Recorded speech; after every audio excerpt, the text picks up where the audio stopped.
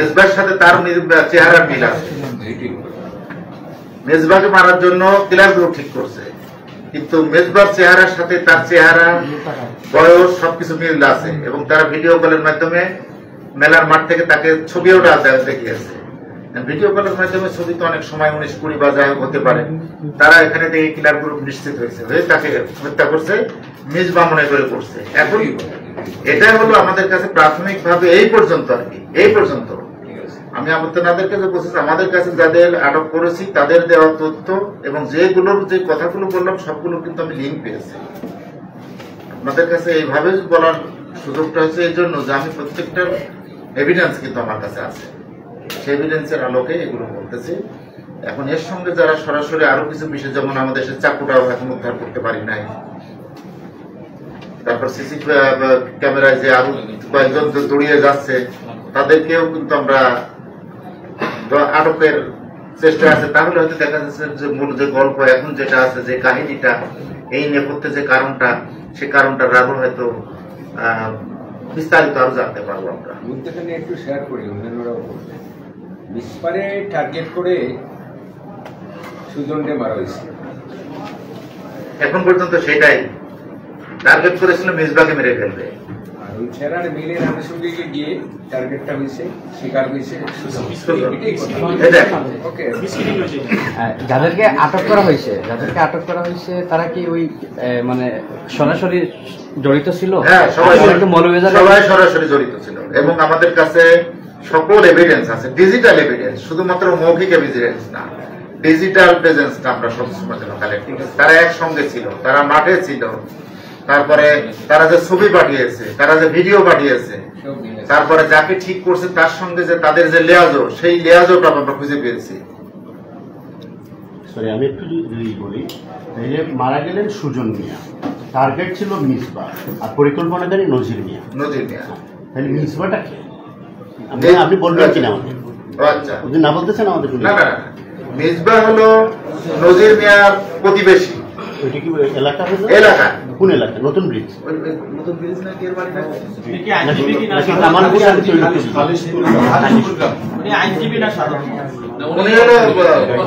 উনি হলো ওই যে অগ্রণী ব্যাংকের সিকিউরিটি গার্ড মিসবা। ওর সাথে কি কোনো যোগাযোগ করছেন?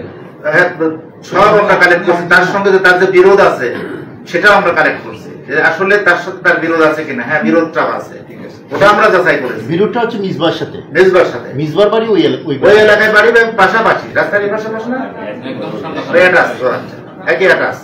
এখন মুখে বা সার্জারি বলে কি ওইটা বলে চলাফেরা করতে হবে। মিসবার কি পুরো নামটা কি আমরা বলতে পারি?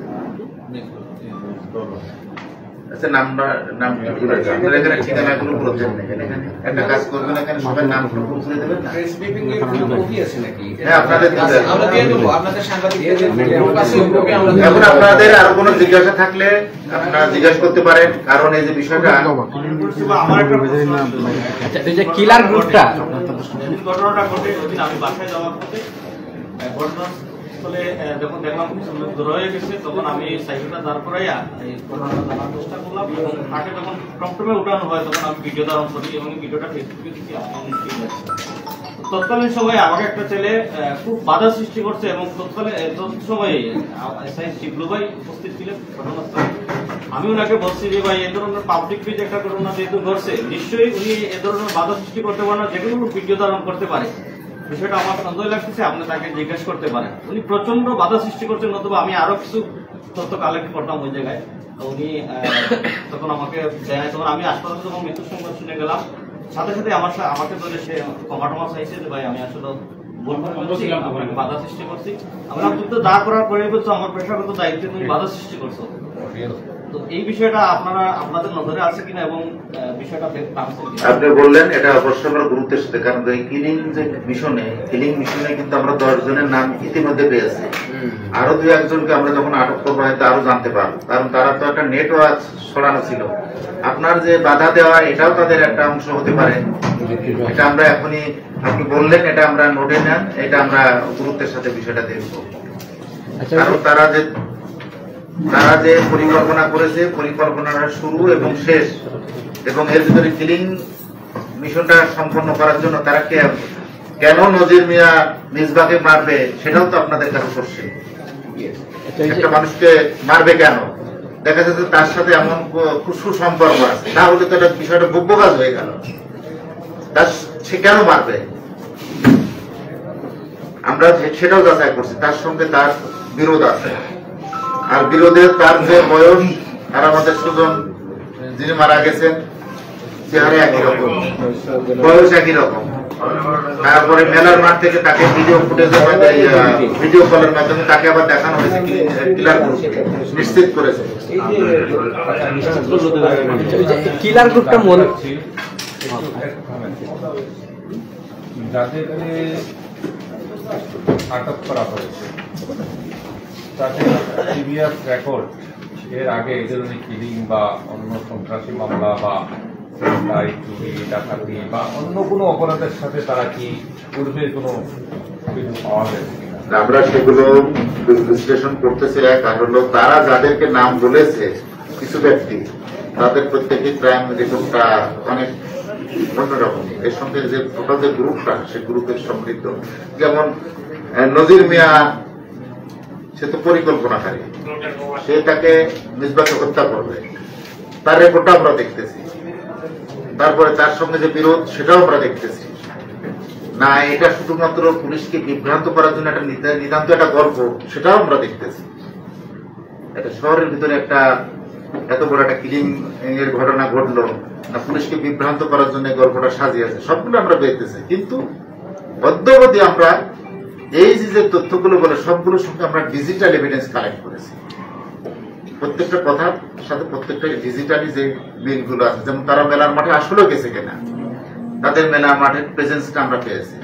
এই ব্যক্তিরা যে মেলার মাঠে গেছে কিনা, মেলার মাঠে তারা গেছে, সেই প্রেজেন্সটা আমরা পেয়েছি মোবাইল নেটওয়ার্কের মাধ্যমে। তারা যেখান থেকে ভিডিও কলের মাধ্যমে রহিম কল দিছে, যে ব্যক্তির মোবাইলে দিছে তার নাম আমি বলবো না এখন, সেটার প্রমাণ আমাদের কাছে আছে। এখানে আরেকটি বিষয় বলতে চাই, আপনারা যথাযথ কাজ করতেছেন, ধন্যবাদ। সামাজিক অবক্ষয় বাড়ছে। আমরা পত্রিকাতে নিউজ আসছে, আটগড়ে একটা প্রতিবন্ধী মেয়ে, ওরা রেপ করা হয়েছে, ওইটার ব্যাপারে একটু জানবো। আর শিমুলতলাতে যে বাবাকে হত্যা করছে ছেলে এবং মেয়ে, সেগুলো যদি কোনো বিষয় থাকে। না, এটা তো প্রশ্ন পারছে না। আরেকটা জিনিস একবার, হত্যাকাণ্ডের সাথে সরাসরি কতজন জড়িত আছে এবং কয়জন মানে পুরো বিষয়টা মানে কন্ট্রোল করছে? আমাদের কাছে এটার সাথে একটা সম্পর্ক প্রশ্ন, মানে কিলার গ্রুপটা কি মৌলভীবাজারের না বাইরে থেকে আনা হয়েছে, এটাই একটু বলে দেবেন। এখানে আপনার খুব ভালো বিষয়টা জানতে চাচ্ছেন। এখন পর্যন্ত আমরা যাদেরকে আটক করেছি তারা সবাই মৌলভীবাজারের, এবং তাদের যে প্রিভিয়াস রেকর্ড সেগুলো আমরা যাচাই বাছাই করতেছি। এটা কি কিশোর গ্যাং নাকি? এটা কিশোর গ্যাং বলতে, তারা কিশোর গ্যাং বলতে এখন আমরা বুঝি আসলে কিশোর পার হয়ে তারা কিন্তু যুবক হয়ে গেছে। এখন আমরা যে বয়সে যাই না কেন, এইগুলো থেকে আমাদেরকে প্রত্যেকে কিন্তু একটু সোচ্চার হতে হবে যে আমার সন্তানরা আসলে কোথায় কিভাবে আছে। খুব সিরিয়াস একটা ম্যাটার, একজন মানুষকে হত্যা করবে, এই বিষয়টা সবসময়ের জন্য উদ্বিগ্নের বিষয়, চিন্তা। ছেলেরা চিন্তা করে কত বড় ব্যাপার। আর আপনি যে দুটো কি করছেন, এই হিসাবে যে আমাদের প্রতিবন্ধী